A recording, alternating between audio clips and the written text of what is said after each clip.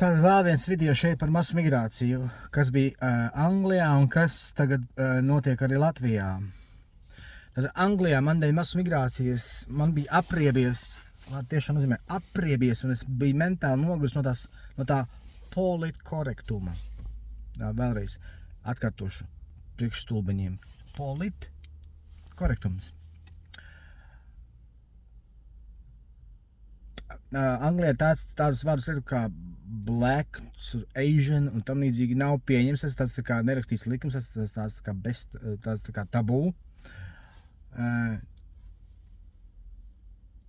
Tur nedrīkst izteikties neko pret melnajiem, pret aziātiem, pret citu nacionālitāšu cilvēkiem, jā.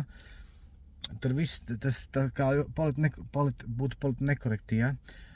Kas man izbesīja, viens no iemesliem, kas man izbesīja Anglijā, ir tas tieši politkorektums, un kad es piemēri daudz un dažādi, bet viens piemērs, kur es pats dzirdēju, kam es arī pats biju daļējs liecinieks, bija tāds, kad uz vienas ielas, vienā pilsētā, kurā nav nozīmes, un uz kuras ielas arī nav nozīmes, bija Angļiem tipiska Angļu kafejnīciņa, kur no rīta es tur pats biju iekšā bijis un garšīgas Angļu brokastis un tam līdzīgi, ja? Tāds patīkam bekona smarža no rīta, ja? Kad viņš cepa Angļu brokastis un apkalpoja Angļus, ja? Tad, lūk, tur ievācās musļiki, ja? Musļiku ģimene. Tajā ielā tur pavisam tuvu klātam tai kafejnīcai. Un viņiem tas bekona smaka vienkārši reāli nepatika. Un viņi sāka sūdzēties. Pasūdzējās vietējai pašvaldībai. Un jūs ziniet, kas sanāca? Ka vietējā pašvaldība to kafejnīcu vienkārši aizvēra. Angļi bija nikni, bet izdarīt tad, diemžēl, neko nevarēja. Tagad notiek tas pats, kad es paskatos, kamēr es vēl biju Anglijā, un kad es skatos, kas notiek Anglijā joprojām, jā. Imigrācija turpinās tikai tādēļ vien, kad, un tā es atceros, kā tu politiķis sauca, Gaddafi. Muamaru Gaddafi. Rietumiem vajadzēja viņu novākt, jo tas bija tas politiķis, kas aizturēja, kas uzturēja kārtību. Tātad pēc Gaddafi novākšanas, jeb demokrātijas ieviešanas Lībijā sākās viss tas haoss un bardaks. Atceros, tad vēl Deivids Kamerons bija pie varas Anglijā un Francijā, kurš tur prezidents. Tātad rietumiem nebāziet savus purnus cita sētā, ja? Tātad Gaddafi tika novākts, slūžas atvērās un joprojām nav aizvērušās. Un Anglija paliek arvien pretīgāka, arvien melnāka. Tur vairs reāli darīt nav ko. Arvien melnāk un arvien pilnāk. Ja Anglija jau kopš Kiera Starmera nāca pie varas, man liekas, tas bija 2 gadu atpakaļ, man tā šķiet. Kopš Kiera Starmera nāca pie varas, ja, demonstrācijas pret viņu un pret imigrāciju nav pieklusušas. Jo tagad migranti tiek izmidināti no hoteļiem vai hosteļiem uz apdzīvojumām mājām, ja?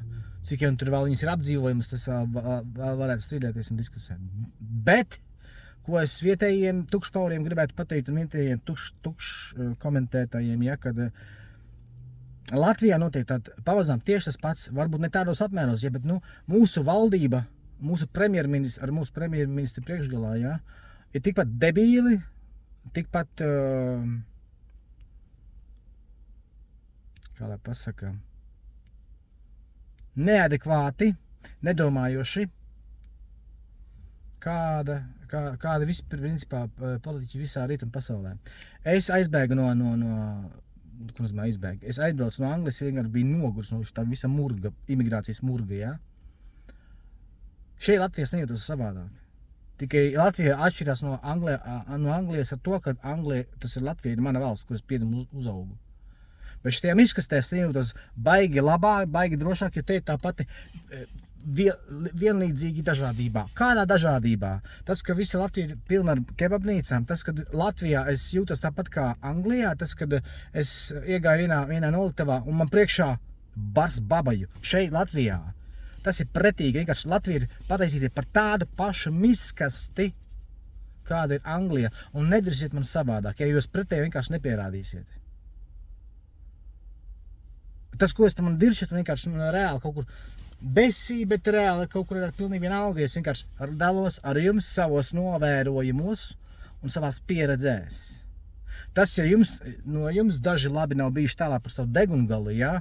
Vai uzskata, ka strādāt, te gan es neko aizvainojuši nedomāju, bet ja uzskata, ka strādāt veikalā un braukt ar sabiedrisko ir ok, vai kaut kādā bankā un braukt ar sabiedrisko ir ok, tad tā ir jūsu izvēle, kurā es jūs nenoniecinu, bet mums katram dzīvē ir savi standarti. Mans standarts nav stāvēt pieturā,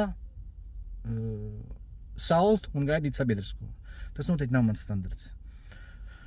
Tā kā es ceru, ka šoreiz mans message ir sadzirdēts pareizi un ka man nebūs jāatkārtojās.